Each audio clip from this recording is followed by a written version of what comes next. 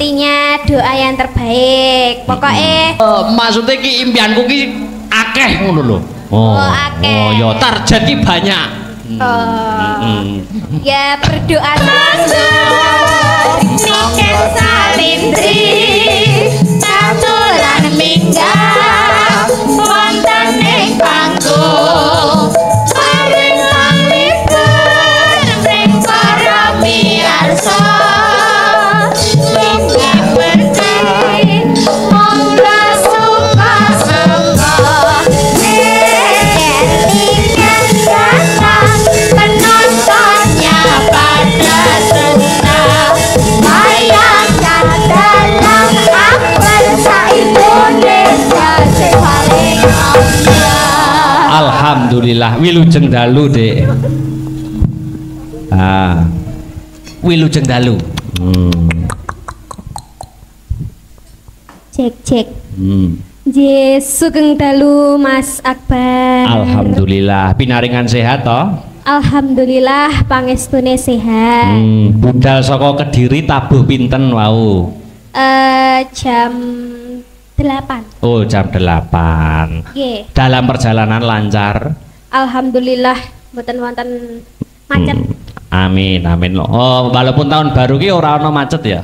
Ndak ada. Wong tahun baru ki malah sepi mampring kok. Oh ngono. Iya. Dadi ora terganggu dalam perjalanan ngono ora ya? Ndak, alhamdulillah. Ayo sapa-sapa dhisik marang Sapa-sapa, netizen si hai. Sampai anu no di anu lho netizen yang anu di YouTube. Pemirsa yang memirsakan ono ing YouTube. Iya toh. Yang mendelok di YouTube. Ya, yang memelototi. Piye toh? Ini disapa dan diucapkan tahun baru ya. Sebelum saya menyapa, ini saya minta untuk mic-nya agak diunggahkan sedikit. Ya. Aja munggah-munggah kok ketatap lambe no. Nek munggah-munggah nemen. Gak apa-apa ben ketok banter. Oh iya. Oh anu to volumene to. Oh iya, volumenya. Cek sudah. Siap. Terima kasih. Assalamualaikum warahmatullahi wabarakatuh. Pak Bu, adik-adik, mbah-mbah, kakek-kakek, nenek-nenek. Sugeng dalu dipun tepangaken. Masuk tepangan iki, Mas?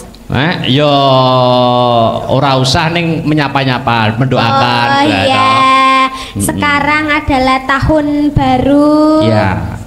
Semoga semuanya sehat selalu, menjaga diri, terus piye ya panjang umur, ya terhindar dari penyakit. Amin. Terus pinaringan rezeki sing kathah melimpah, terkebak barokah. Amin ya robbal alamin. Ya intinya doa yang terbaik. Pokoknya impianku di 2021 iki pokoknya terhindar dari penyakit, semuanya sehat tentunya. Terus moga-moga doaku ya terkabul. Amin. Ngono lah Mas, pokoknya Mas. Jadi sehat awake, tapi sing luwih penting iki jadi ekonomine ya sehat. Oh iya, siap. Impiannya sampean di tahun 2021 apa Mas? Impianku ki apa ya? Ayo, lha apa? Aku ki nek ngimpi ki mesti basah ya. Impian. Piye to maksudnya ki piye ya? Maksudnya ki impianku ki akeh ngono lho. Akeh. Oh ya target ki banyak. Ya berdoa saja semoga di tahun 2021 terkabul. Loh amin.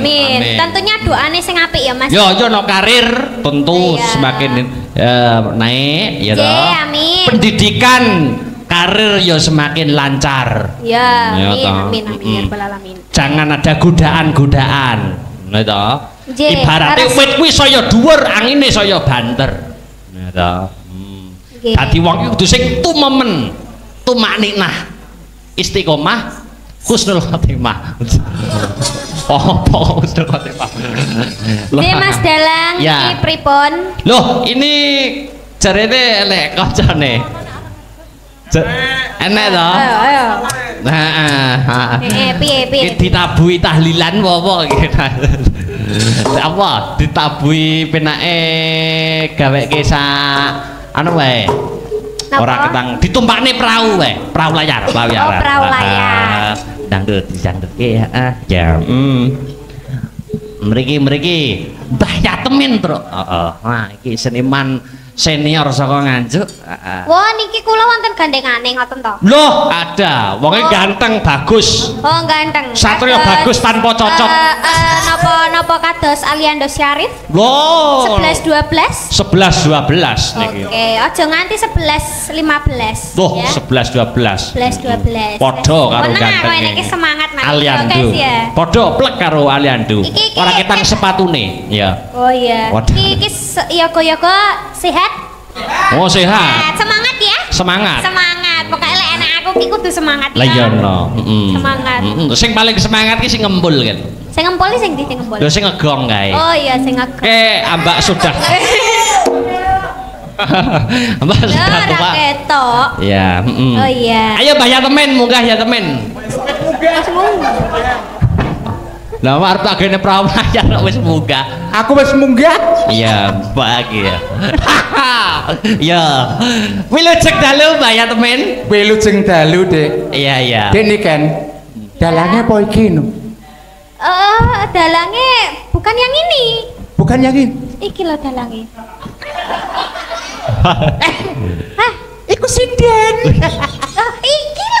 Iki. Dudu. Lha apa? Iku tukang kebon. Ngawur. Oh iya, sudah dalu Mbak Yatemin. Aja dilone tukang kebon ta. Napa?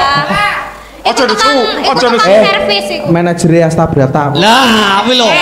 Syukur. Mengko nek ngelone kuwi ora dibayari kowe. Sepurane sing akeh lho, Mas. Mas, Ora iso. sepurane sing akeh. Aja ngono, Mas. Bisun sik. Heeh. Abre dalange ku moh aku. Bolak-balik diajar karo wong kuwi aku. Nyapa to nyapa? Moh. Nyapa? Kok ngomong-ngomongan kae. kok diajari piye? Sik to. Ora tau rukun karo dalange iki, Dik. Ora tahu kok. Ora tau, mesti musuhan. Lele sik to lele ra tau rukun ki nyapa kok omong-omongan. Sing ngomong-omongan sapa? Lah iki mau. Lah kok ngomong karo sampean ora ngomong karo dalang. Lah tapi saya merasa tidak diomongkan kok. Lho, mau diomongkan? Piye ta iki maksudnya? Oh iya, sugeng dalu Mbak Yatemin. Nggih, sugeng dalu Dene. Lama tidak berjumpa. Alhamdulillah sehat. Alhamdulillah sehat. Sekarang umurnya berapa? Masih 61. Oh, masih 61. Kayak kelihatan umur 7 bulan. Mosok to? Pelecehan.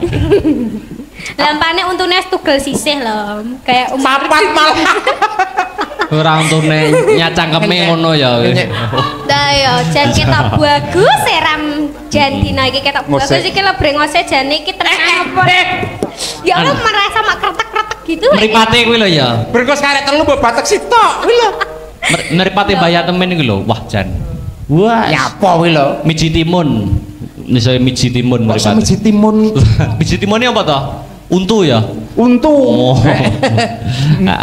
Anu sik ngaturke panuwun kanggo sing kagungan damel. Oh iya. Sing dhewe gawe sapa, Dek? Sing menyelenggarakan.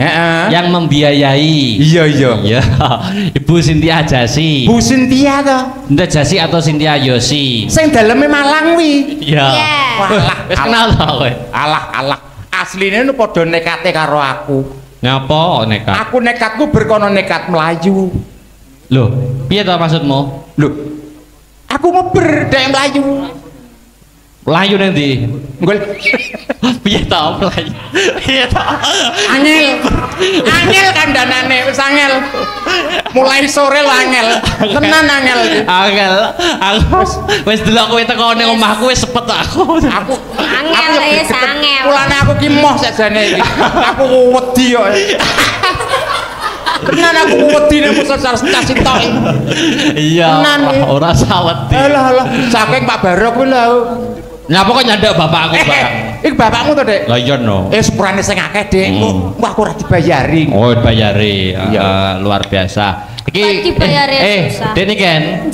Mau nak sampean wis mewujudkan apa ki mengatakan ya kuwi mimpi-mimpi di tahun 2021. Nah, Mbah Yatemin mungkin duwe mimpi-mimpi apa? Kok menawa duwe mimpi sok nek mati dikijing emas. Ora apa-apa.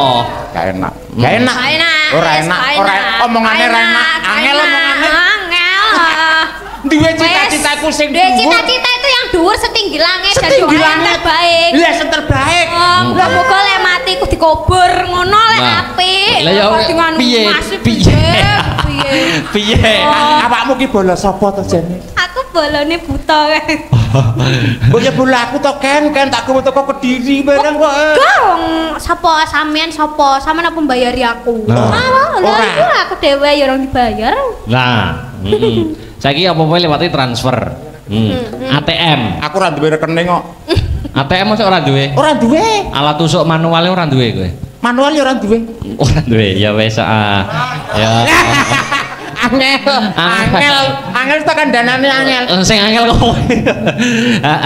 Ya. Apa mimpimu apa di 2021? Duwe cita-cita iki sing dhuwur. Apa maneh ki taun anyar 2021. Nah, tokno kawruhmu, tokno mimpimu, tokno bahanmu. Piye apike ya Allah, apike. Aku ora ngomong. Bocah ayu. Ya wis lek guyu ki mbok yo melek.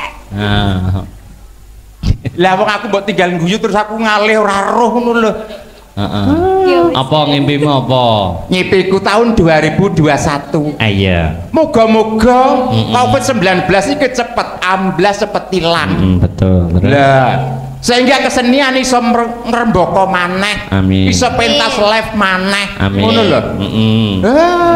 Sampeyan ki pas awal-awal Covid ki yo wakeh anu yo. Jane job wis wakeh pas Covid ki terus jobmu pretel kabeh. Jere sapa? Sapa sing ngomong tak tapukane lambene? Lah napa kok? Aku ora tau duwe job. Oh iya. Iya, ya aja ngedokne rego ngono to. Iso bunuh diri lho.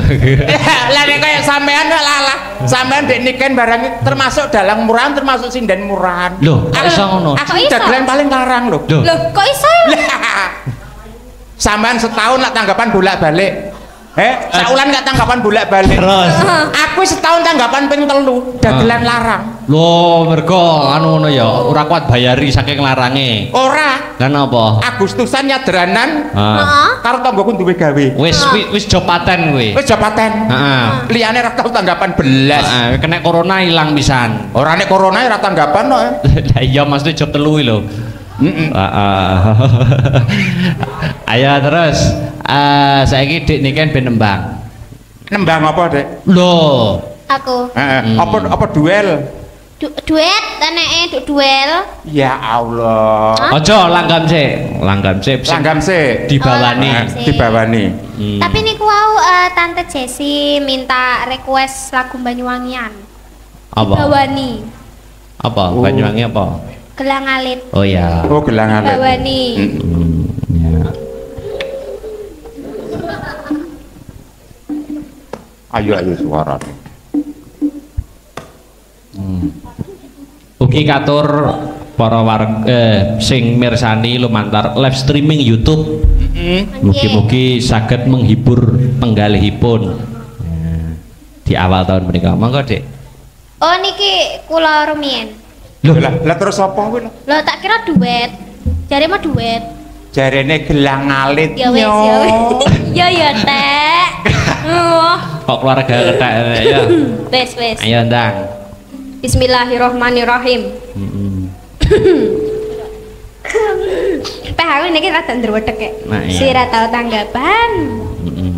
Alah tanggapan pisan ae. Aja ngono kan. Aja gugah macan turu lho kan. Ngene iki malah eling sing ora-ora aku. Lah aku gemes ya mbek sampean Pak. Ono Pak Pi barang kuwi lho. Oh, ndek ora enak. Aku ya gumes ora Pak Yatwi niki. Aja mah nek dalan iki. Nek gemes aku kudu tak air keras ngono lho. Oh, kurang ajar. Kok mesti ngalah pati lho. Sak pinten ting-tingane? Sak pinten ting-tingane? Ayo. Mayon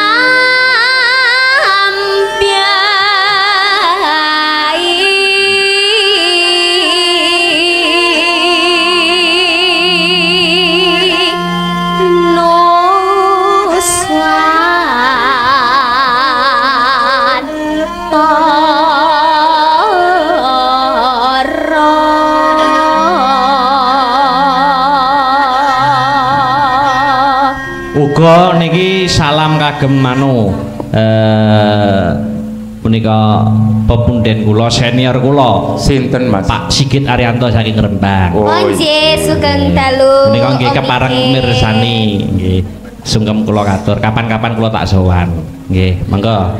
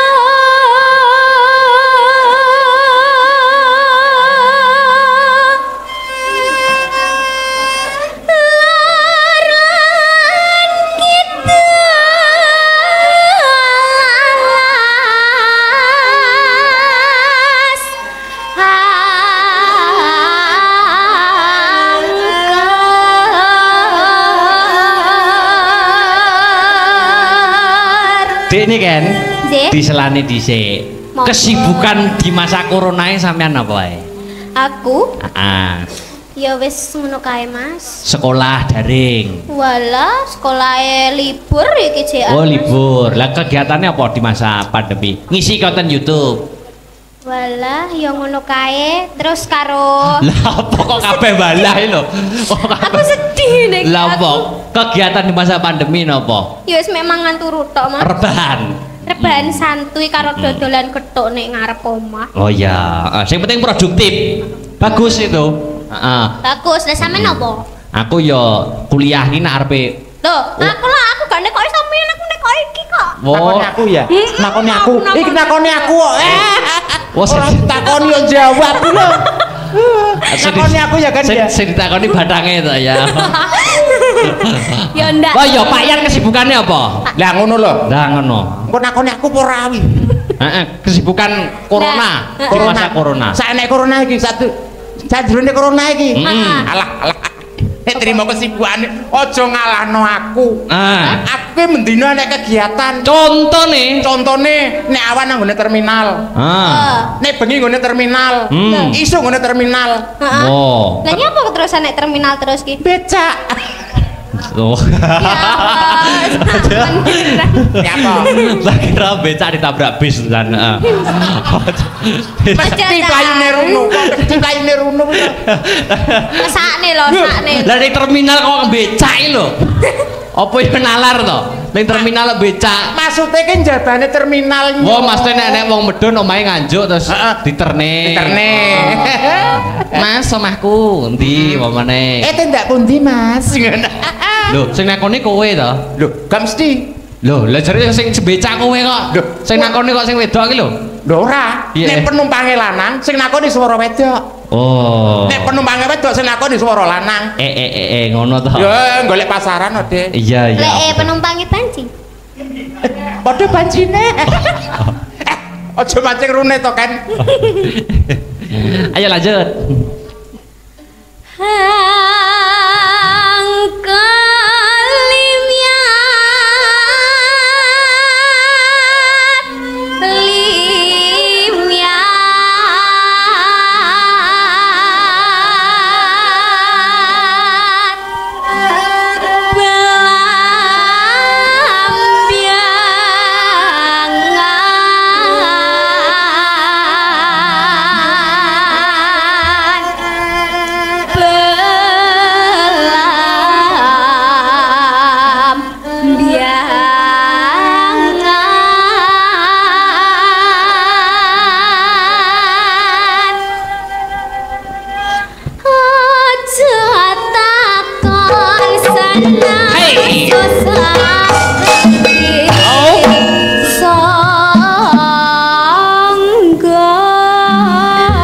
Ini kan kok ya kenemenen ya iringane ramene kaya ngono sing kedapuk kok ya lungguh. Lah yo kayak ngono ku nyapa aku lho. Nemenan no. Aku tak joget deh. Nah, tapi rong wayahe gending muni tapi kok ngadeg kan ya ora nalar to ya. Ora pantes tak ora pantes.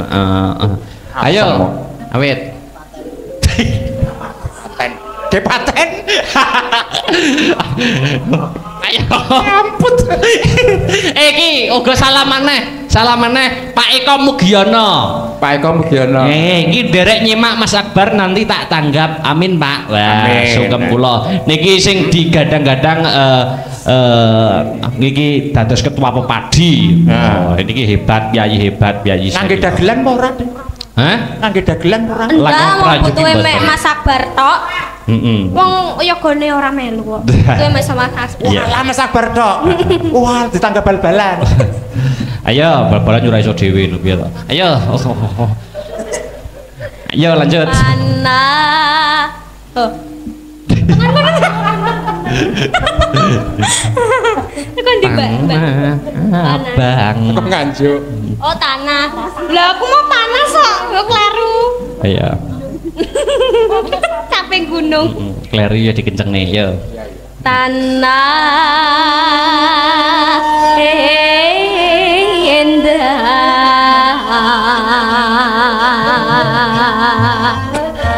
gumalare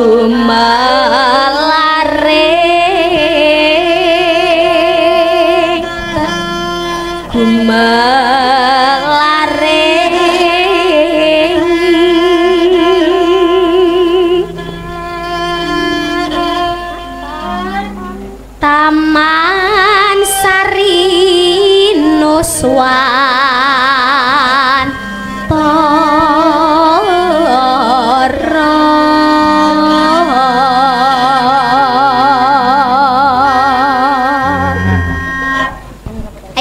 Ayo. Mulai. Monggo Pak Yat kepareng joget.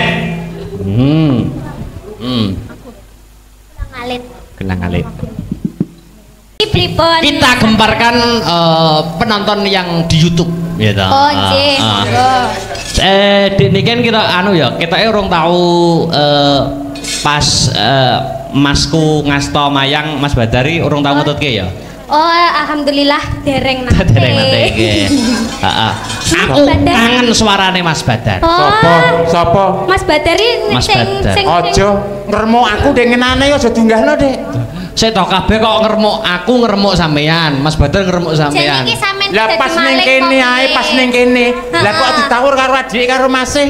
Lah ngono kuwi lho. Loh, itu wujud bakti saya kepada sampean Pak Yat. Paling gemes gak rasa nawur pok ngono. Gemes-gemes piye wong kene mijetne kok sing piye-piye prekan. Sing pok. Aduh.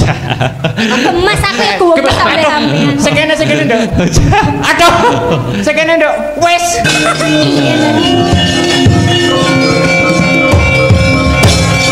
Loh. Loh.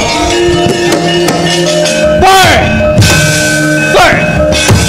Hey.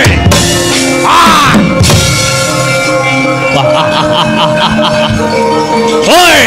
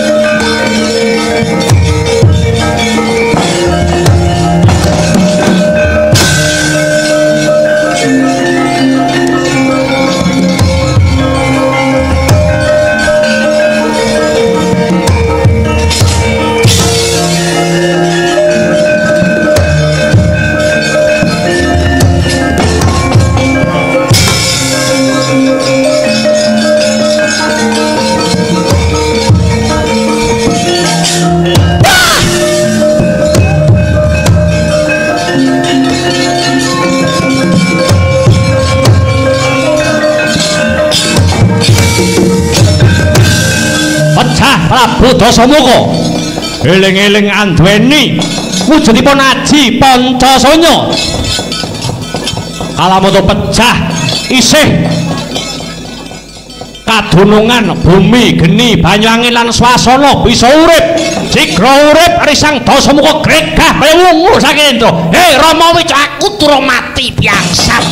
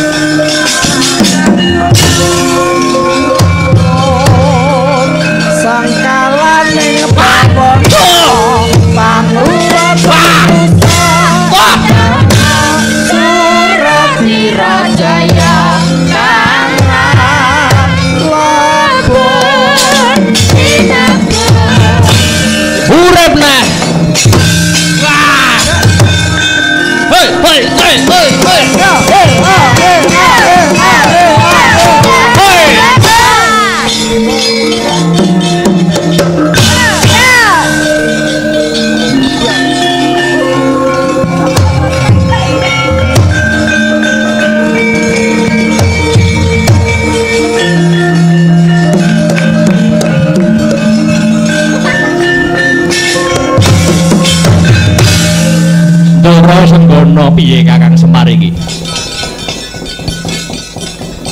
Dasamuka mati urip neh mati urip neh mati lho iso urip neh mati urip neh ngono enek ping 7 ngunan ku nek wis ping pindho ngono mati ya wis ora iso urip neh Dasamuka nika wong kuat sekti mandraguna. Lah apa is perang iki ora bakal rampung? Mboten ngaten. Sak dhuwure langit isih ana langit, ya ta? Sak sekti-sektine wong menika wonten pengapesanipun. Banjur apa pengapesane Kyai? Bebarengan kalian Sri Rama Wijaya kang hamentang langkap Gawa Wijaya, gunung karungrungan sampeyan jebol sampeyan jebleske wonten anggane Dasamuka. Teng mriku margining Pati Rahwana Raja.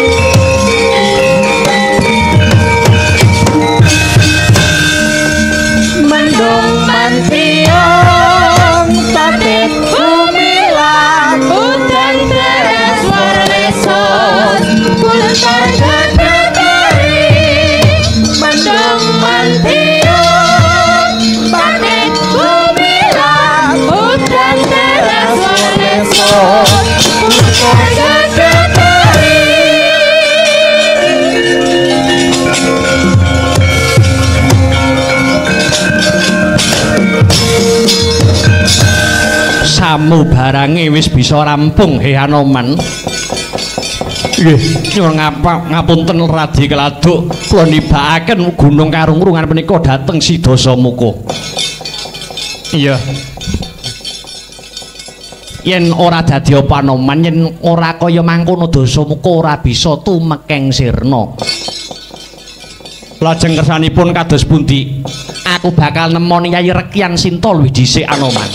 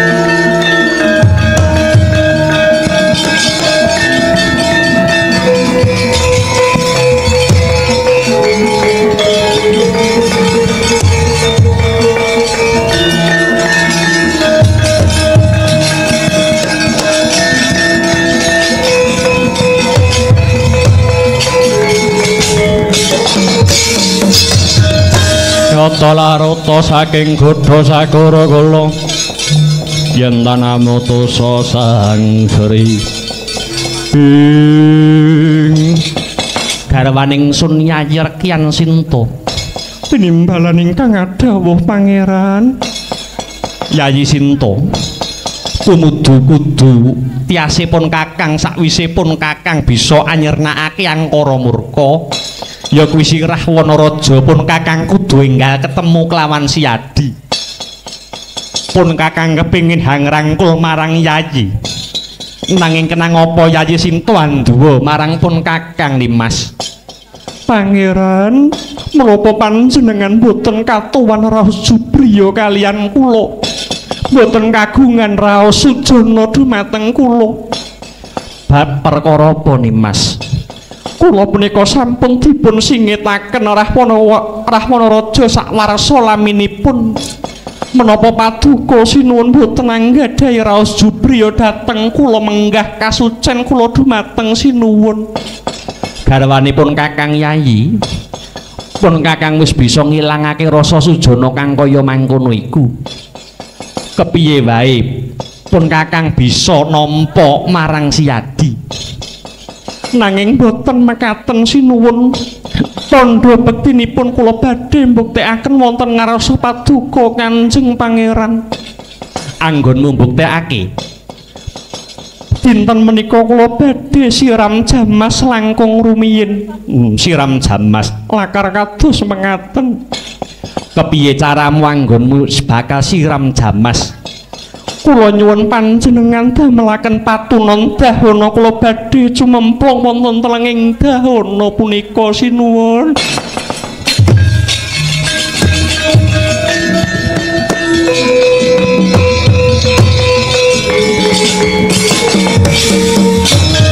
Yayi Sinta aja ngawu-ngawu gawar yen to Yayi cilik tumekaning lara gedhe-gedhene tumekaning pati menawi kula pejah sampun negakaken dhateng kula tegesipun Sinta sampun boten suci kok abot temen pamintaning Siadi ya pun Kakang bakal minangkani Yayi Anoman kula wonten dawuh cepakno dahana patunon kinarya siram jamas Yayi Sinta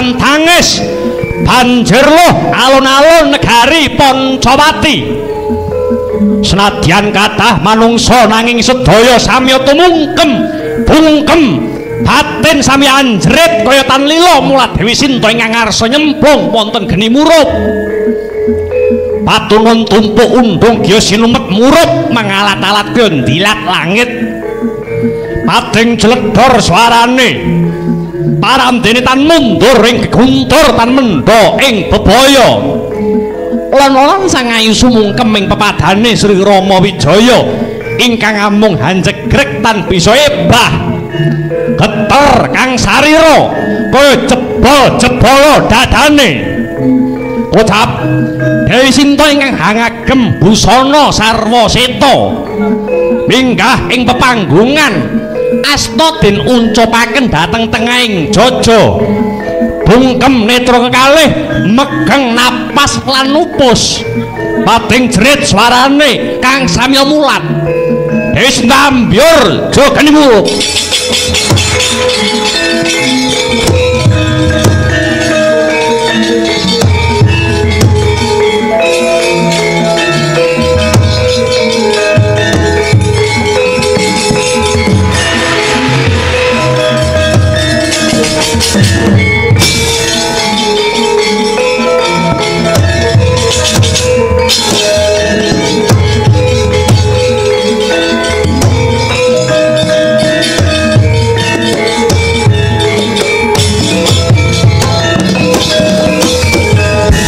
Kawah kalenggah risang Rama Wijaya nanging datan dangu kepireng swantenipun keng garwa Pangeran kula Rekyan Sinta garwa Paduka aduh yayi garwaku wong ayu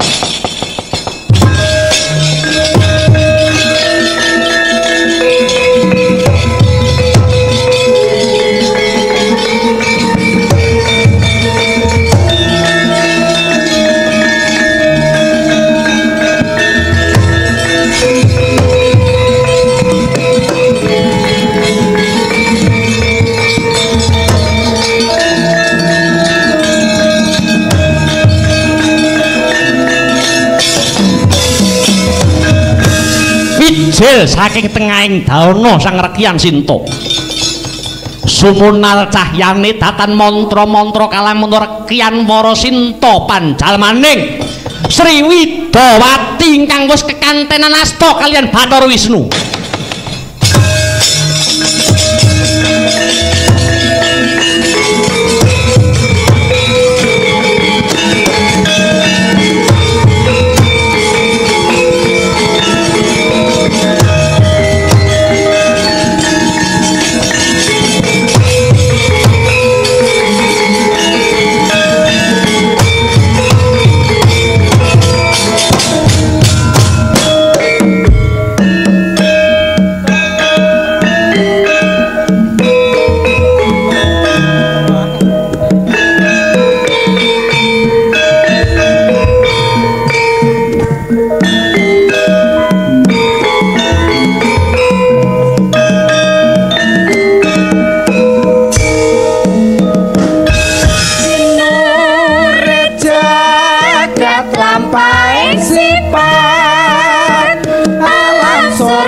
Chandra lintang bawana